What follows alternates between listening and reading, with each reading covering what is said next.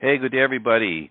Great piece today. 15 common communication mistakes you might be making, but you don't even know it.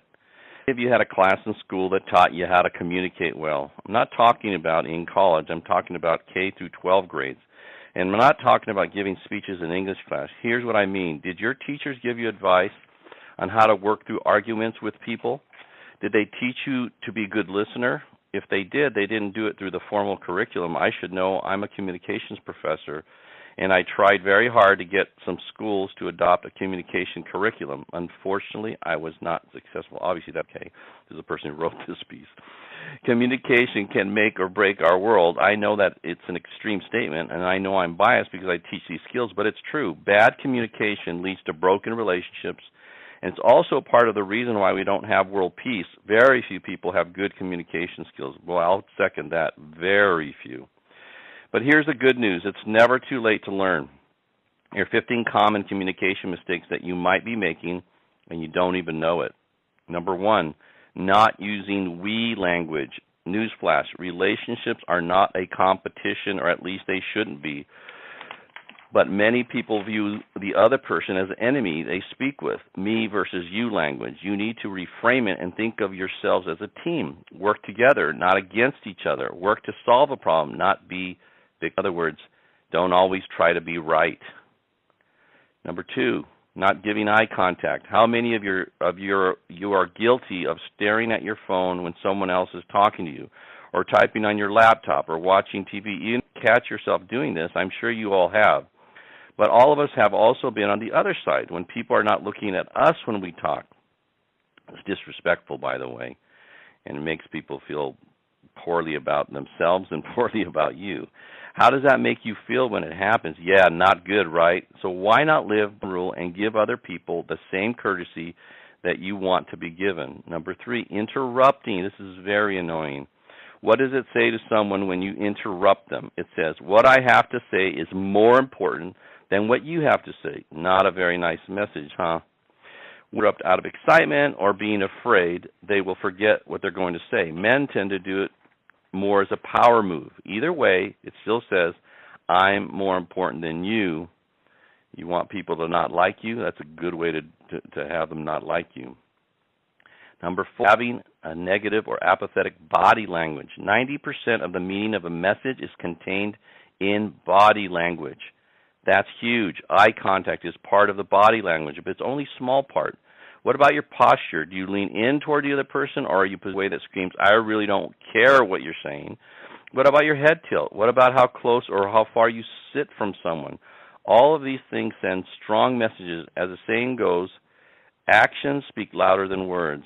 Number 5, not paraphrasing and restating what the other person says. Have you ever said something to someone you had a bad feeling that they didn't actually hear what you said? Sure, they might have said, or yep, yeah, but you know they didn't really hear you.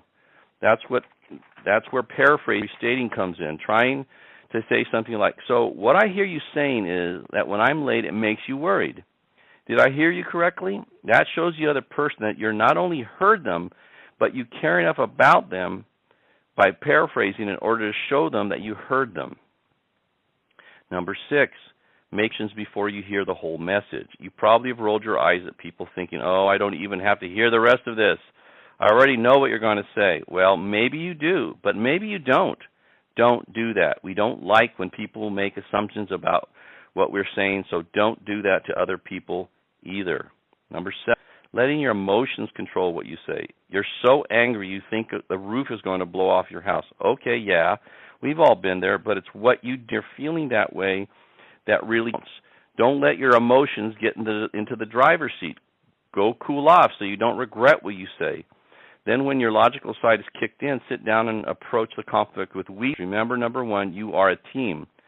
It's not competition. One of the things, if I was upset with somebody or something they did or something that they said, I would never talk about it right then. I would give it a day, and then I would call them back, or I'd make an appointment to see them, and then I would talk about it after I'd thought it through and know exactly how to approach it without, creating a bigger conflict over time. And I think that's really important, that you just step back, and when you're angry, it never makes sense to talk to somebody when you're angry and confront, because you'll say things that you don't really mean or you don't mean to say, and you have stand a very, very high probability of ruining a relationship. So be careful about it. Number 8, not asking probing questions of other people. Saying things like, tell me more about that, or how did that make you feel? Let the other person know that you care about them enough to ask for more information. That's called a probing question. Ask people to elaborate. It makes them feel good. That's absolutely 100% accurate. Number 9, referring to yourself and your life more than asking people about theirs. If you never ask other people what's going on in their life, then you look pretty darn self-absorbed. I have people in my life who spend about 95% of the time we're together talking about themselves. Not that I mind that much, but it would be nice if they ask how I'm doing once in a while.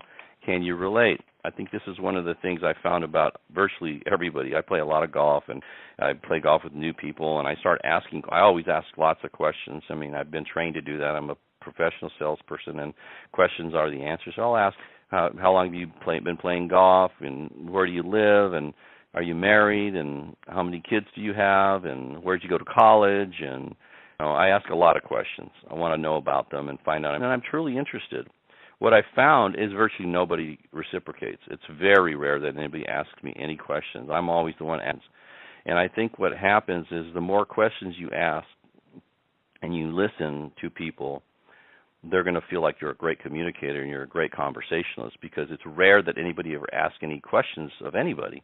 And I do it in such a way that it's not, offensive or I'm not probing to, like I'm grilling them. I do it in a real casual, informal kind of a way. So, how long have you been a member here, or something? Just the way you ask it makes sense. Or, are you married? And then they say, yeah. So you have any children?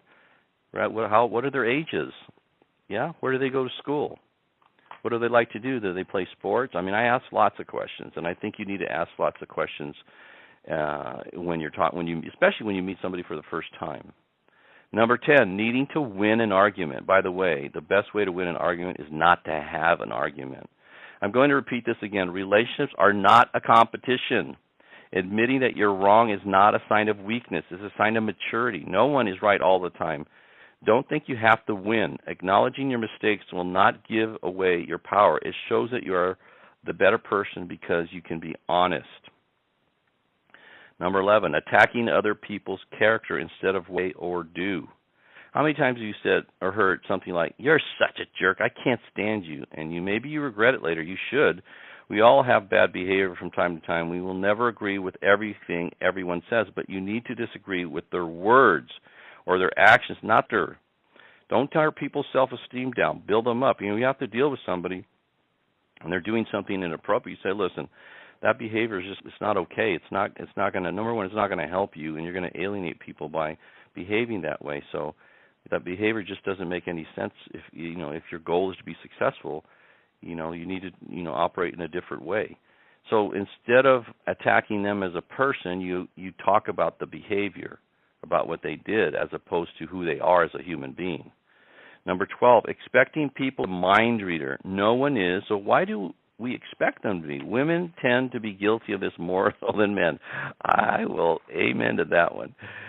Women use indirect language, but if you really want someone to understand you, you have to speak directly. Otherwise, you can't hold them accountable if they misinterpret your cryptic message. Like my wife might say something like, I feel like, getting some dessert, and I'll say, no, I don't really feel like that. I'm not really hungry right now.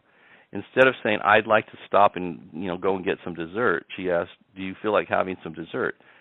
Hoping that I'm going to understand that she wants, and men don't think that way. It's either, I'd like to have some dessert, you want to go get some dessert. Be direct. Tell people what you want, exactly, instead of hoping they can understand what you're saying. Number 13, giving up your power with your words. Women also tend to use powerless language. This is excessively polite language that gives up the power to the other person. For example, I'm sorry, but I'm bothering you.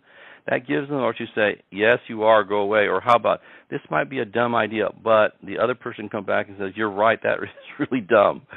Own your power. Don't give it away. Number 14, letting anything distract, giving your full attention. Your phone, the TV, your computer, your thoughts, your bad attitude. I could go on and on, all about the things that distract us from paying attention when someone talks to us. Mindful of when you're giving into these things. If you don't, it sends a message, this is more important for me to pay attention than you. Not a good communication strategy. And finally, number 15, not being empathetic and realizing that perception is reality. When you see it your way, someone else sees it another way. Who's right?